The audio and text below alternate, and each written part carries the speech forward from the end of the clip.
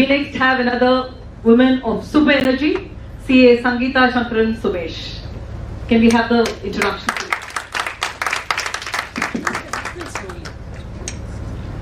A very warm welcome to you, Sangeeta ma'am. Sangeeta ma'am is the Chief Financial Officer turned Business and Leadership Coach, contributing by maximum potential performance and profits, and Independent Director on Corporate Boards. Sangeeta is on a mission to enable, empower and elevate business with a purpose to serve corporate leaders and teams to shine and succeed. She brings along rich corporate experience of 25 years with multinationals. A recipient of many awards, Sangeeta is a chartered accountant, management accountant, and has completed executive education from Harvard Business School. She is also a credentialized coach from International Coaching Federation (PCC) and TEDx, and global professional speaker, plus best-selling author of What the Finance, Get High, and Where is the Mola. Welcome to you, ma'am. Thank you. Good morning, everybody. Thank you, Shripriya, for putting this wonderful program. I was so inspired by Vatsalya and Raji's story. Wonderful. So I think more power and more cheer to all the women out here. Yes, I love it. You know, I say the word you, Y-O-U. I call it as an acronym, and you know what it stands for? You are outstanding and unique. I think each of us are bestowed with so many gifts from the divine that each of us need to just leverage on this and see what gifts we can offer each other and what we can learn from each other. So I'm here to, share my journey and share some messages that I have for you to see how you can capitalize on it and see how you want to steer your life ahead. So before we start, since the topic is happiness and we are all chartered accountant women, I want to know how many of you are happy as chartered accountants? Everybody, wow, that's awesome. Let's clap for that. It's a great thing to celebrate, yes. So do you think you can be happier, more happier as a chartered accountant? Yes, I see many hands for that as well. Yeah, all right. So that's what happened to me. I have been a very happy chartered accountant myself. And I think about a decade back, I just started thinking, I said, what else can I do? I was the CFO in Bradstreet. And then I said, is there something else that I can do? So it was about close to 2 decades of experience that I had.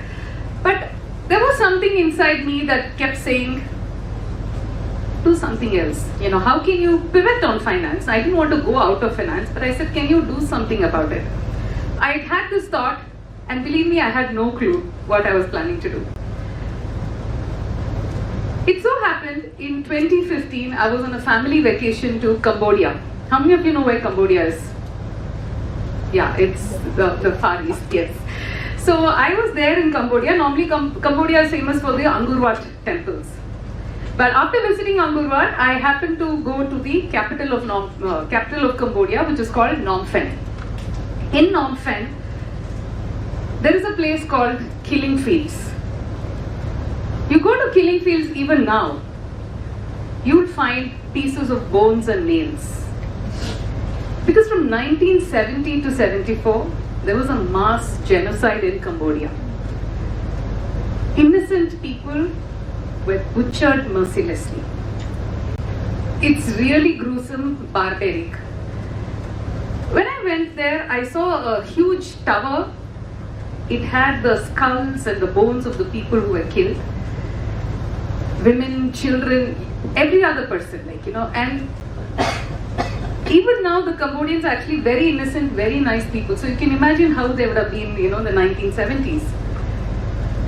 I really felt, something that churned in me, and I didn't know what was happening. And I just started asking myself this question.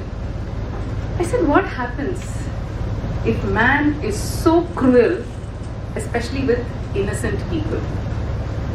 And that thought, stuck very deeply in me. I came back from Cambodia, and somewhere this thought had, deeply resonated with me, that unknowingly I had weaved a story in my head. And then a little voice in my head said, why don't you write about this? And the first thing that, especially as women, what do we tell ourselves? Come on, who's going to read your book? right? This is not what you meant for. You're not a writer, you're not an author, why do you want to do this? So I just left it.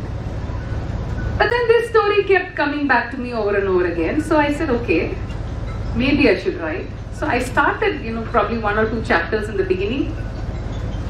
And then you know how it is, like Raji said, CFO, you have so much pressure, so many things, and this was never a priority, so I had put it aside.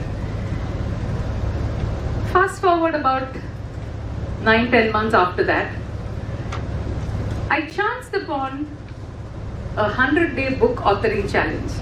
Now we all know as chartered accountants, how we are driven towards challenges and deadlines. The moment I saw that, I said, okay, this is what is going to help me to complete my book. So I took up the challenge. I wrote the book, completed it in 100 days, and Chennai launched the book. And I remember I was having a lot of butterflies in my stomach. I was like, do I even launch this book or not? Maybe I should withdraw. Because the book starts off with a lot of violence, given the Cambodian background. So it starts off with a lot of violence and very unpleasant beginning.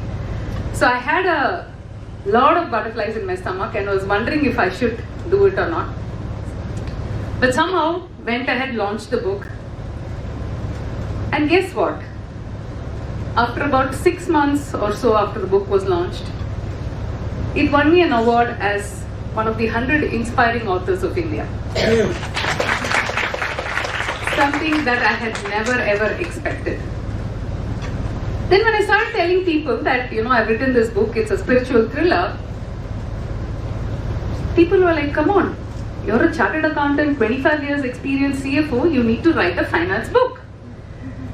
So I said, but finance book, there are so many finance books, so why should I write something more? Who is it going to help? Because anybody wants, they can definitely read, there are enough and more books, and I kept postponing that. Then my publisher and few other friends were insisting, every time I used to speak to them, they was like, where's your finance book? Bring it out, bring it out. I was still not fully convinced. Then luckily, an acquaintance of mine who was senior to me and who was working in the corporate, he was working in Germany for a German multinational, and he was doing very well. He was bitten by the startup bug, so he came back to India and he started his company. And then he reached out to me out of the blues, and then he said, I'm having a little bit of trouble in the finance part, can you please help me? So I said, okay, no problem, please come over. So when he came, I realized he didn't understand. Though he was so senior and he was doing very well in his career, he didn't know anything on finance. And then I said, okay, so maybe if I'm able to simplify finance to him, because the normal conception for the non-finance people is, oh, finance, no, it's too much to handle, right? So I said, is there a way I can simplify finance? So I didn't want to give any yarn, so that's how my other book, like Shripriya said, What the Finance, that came about. And there I have just made finance simple and easy to understand for people who are not from a finance background. So I say, this is your problem, this is your solution. And to make it more interesting, I interviewed a lot of successful entrepreneurs like Girish Mathabudam of Freshworks, CKK Naturals, and Thyrocare Velumani, and few others. And I had, collated their financial journey. What were their learnings from a finance perspective? What were the mistakes? Because I believe not everybody has to do the same mistakes, right? So I compiled all of that and, broke finance down in very simple layman's terms so that any non-finance person can also understand and relate to it. Again, I had so much of reluctance in doing this. And guess what? This book went out to becoming a bestseller, something again that I had never expected. So then I went on to writing my third book, which is called Get High, How to Coach Yourself for High Performance in Your Work.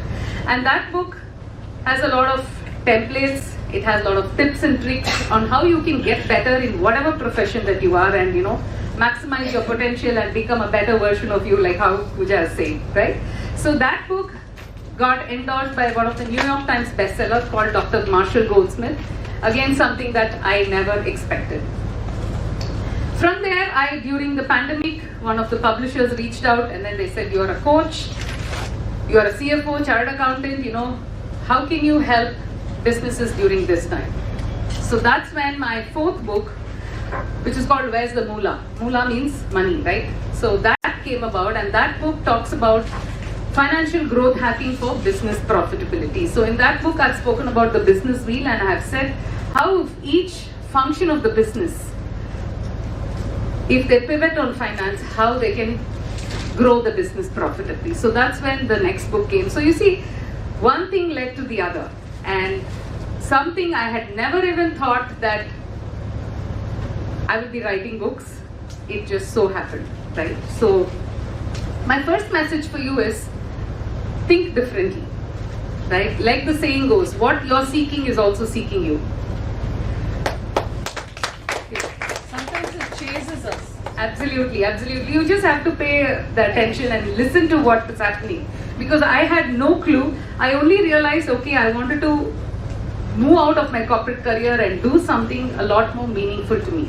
So the first thing is, start thinking differently if you want to upgrade yourself. My second thing, what happened, again, like how I'm an accidental author, I'm an accidental coach as well. So just again, by the midlife crisis that I was bitten by, and then I said, okay, CFO, then I was already an independent director. I didn't aspire to be a CEO because I said, too much pressure, I don't want to take more pressure. So then again, I was in a dilemma. I said, okay, what do I do? And I had no clue again. Again, it just so happened, I chanced upon coaching. And even then, I never thought I would take it up as my second career. I undertook my coach training, and then I realized I fell in love with the process. And I was still looking at, the CFO finance as one part and the coaching as another part. Then one morning, I love going for walks. So one day when I was going out for a walk, out of the blues, I wasn't even thinking about any of these things.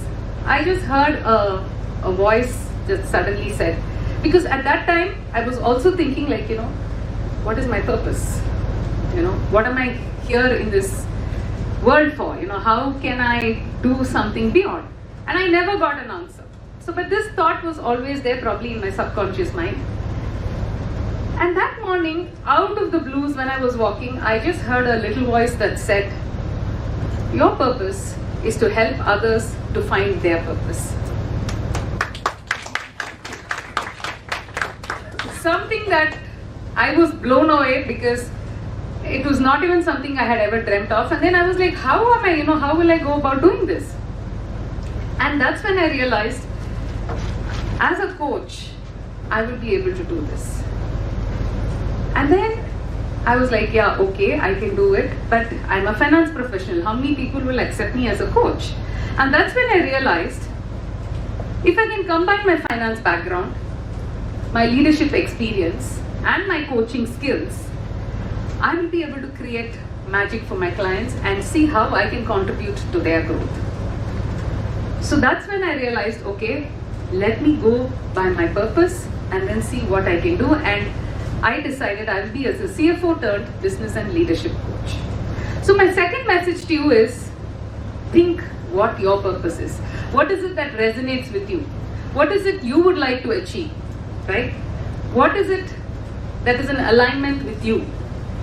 Because this took me a long time to even get to this, what I wanted to do.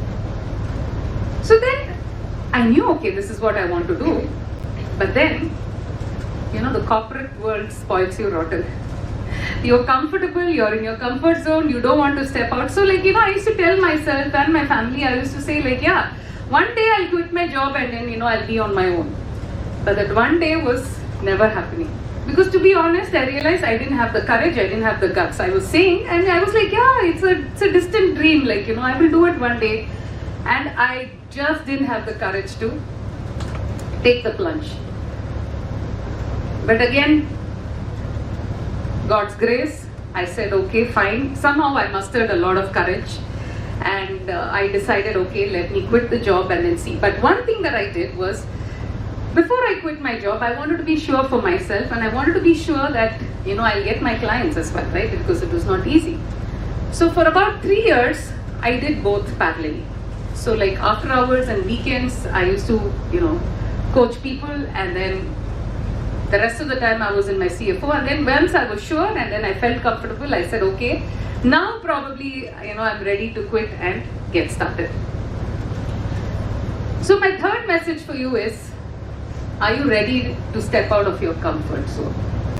Because if you want to create any sort of magic in your life, you must be prepared to step out of your comfort zone. Because comfort zone, like the name says, we are very happy, cozy, and then everything is hunky-dory.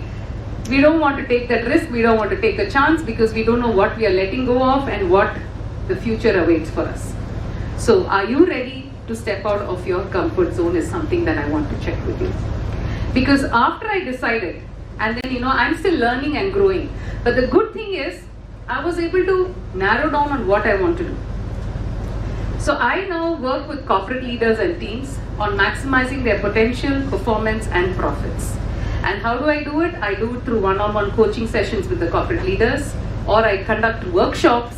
I customize workshops for corporates. I do workshops based on the themes of my books so that they are able to see how they can grow. Because end of the day, I'm sure as chartered accountants, we all will agree that everybody wants to grow, be it an individual or be it the business, everybody wants to grow.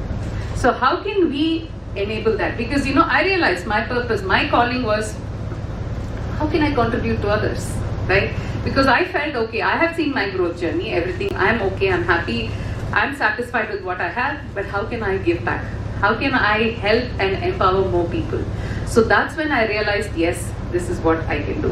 And therefore, I now call myself the game enabler, right? So that's my brand moniker. So you will find me as the game enabler in all social media. I'm active on LinkedIn, YouTube, I keep posting, everything I see, and then I see what is their challenge and how I can contribute to them finding their solutions.